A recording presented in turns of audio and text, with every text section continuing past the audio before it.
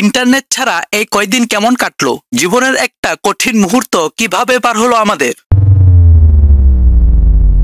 সময় জুলাইয়ের 18 তারিখ। সারা দেশে ছড়িয়ে পড়েছে ন্যায্য অধিকার আদায়ের কোটা সংস্কার আন্দোলন। দেশের মূলধারার মিডিয়াগুলো যখন সঠিক পরিস্থিতি জানাতে ব্যর্থ, তখন হাতে থাকা সোশ্যাল মিডিয়ায় একমাত্র ভরসা হয়ে দাঁড়ালো। ফেসবুক, ইউটিউব স্ক্রলিং করে মাঠের বস্তুনিষ্ঠ খবর জানা যাচ্ছিল। কিন্তু দুপুর হতেই শোনা গেল যে মোবাইল ইন্টারনেট বন্ধ করে দিয়েছে। আচ্ছা, এটা তেমন আশ্চর্যের কিছু না, ওয়াইফাই তো আছে। সময় সন্ধ্যা গড়িয়ে রাত 8টা বাজে, ওয়াইফাইও স্লো হতে থাকলো। কিছু বুঝার আগেই হঠাৎ ক্লোজ। বন্ধুকে বলি, ঠিক আছে মামা, কোনো ব্যাপার না, রাতেই চলে আসবে। কিন্তু সে তো আর আসলো না। এভাবে নতুন আরেকটি দিন গিয়ে সন্ধ্যা গড়িয়ে রাত। মনে আছে কি 2020 সালের কথা? করোনা মহামারীর কারণে, লকডাউনের মতো সময়ে অক্ষমতার কারণে দম বন্ধ হয়ে যাচ্ছিল। তখন আমরা বন্দী ছিলাম শারীরিকভাবে, আর এখন মানসিকভাবে।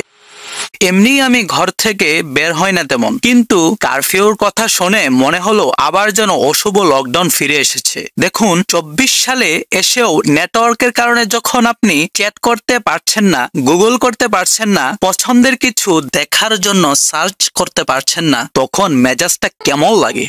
দেশের কত রেমিটেন্স যোদ্ধা, ফ্রিল্যান্সার ভাইদের অ্যাপয়েন্টমেন্ট নষ্ট হয়েছে। কত ইমার্জেন্সি রোগীর জন্য বিদেশি ডাক্তারদের সাথে লাইভে বোর্ড মিটিং করা হয়নি।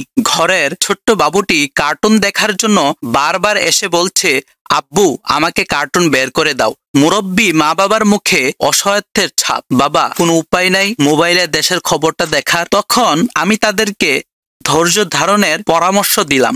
আর বন্ধুকে পরামর্শ দিলাম সরকারকে ফোন দিয়ে বলতে, আমার ভুল হয়েছে, ক্ষমা করে দেন, 5 মিনিটের জন্য ইন্টারনেটে দেন, কিছু ভিডিও ডাউনলোড করি। কিন্তু বলেন ভাই, আমার ছোট্ট শিশুটিকে কি বুঝদেই? তাকে যে বোঝানোর মতো কোনো ভাষা আমার নাই।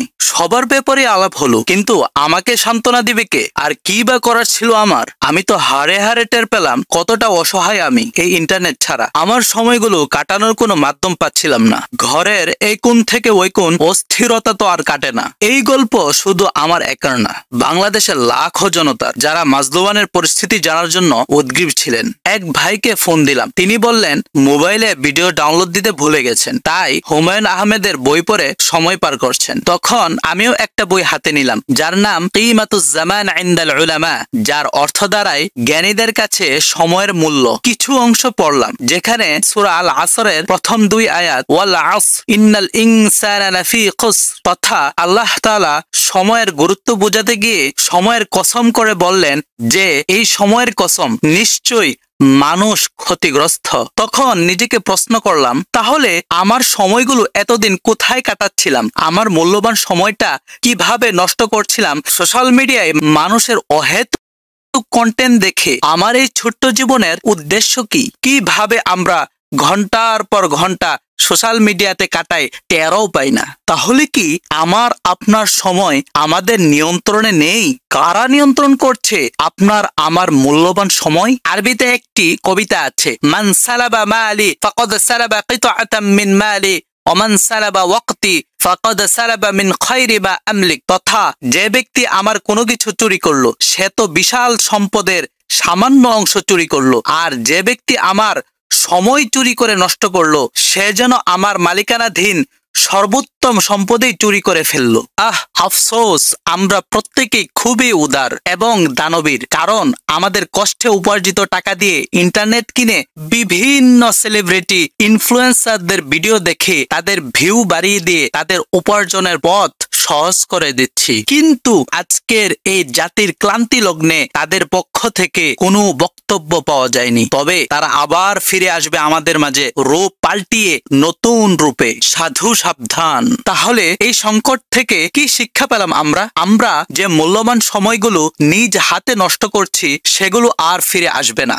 এমন কিছু শিখতে সময়গুলো ব্যয় করতে হবে যা নিজের এবং জাতির কল্যাণে কাজে আসে। 24 ঘন্টা সময়কে ভাগ করুন, কিছু সময় বিনোদনের জন্য, কারণ মানুষ বিনোদন প্রেমী, কিছু সময় পরিবার বন্ধুবান্ধব, এবং কিছু সময় নিজের জন্য, যেখানে নিজের স্কিল ডেভেলপ বা কর্মদক্ষতা উন্নয়নের জন্য কাজ করা হবে। আর কিছু সময় একান্ত আপনার রবের জন্য, যিনি আমাদের মালিক, যিনি এই সময়ের স্রষ্টা এবং সময়ের পূর্ণ নিয়ন্ত্রণকারী মালিক। কুরআনুল কারীমে ইরশাদ হয়েছে, ইযা জাআ আজালুহুম ফালা ইস্তাখিরুনা সাআতাও ওয়ালা ইস্তাকদিমুন। যখন তাদের সে ওয়াদার সময় ঘনিয়ে আসবে, তখন না তারা অল্প সময়ের জন্য পেছনে সরতে পারবে, না সামনে ফসকে যেতে পারবে। তাই দীর্ঘ 24 ঘন্টা থেকে আপনার স্রষ্টার জন্য, আপনার মালিকের জন্য, মহান আল্লাহ তাআলার জন্য কিছু সময় কি বের করতে পারবেন?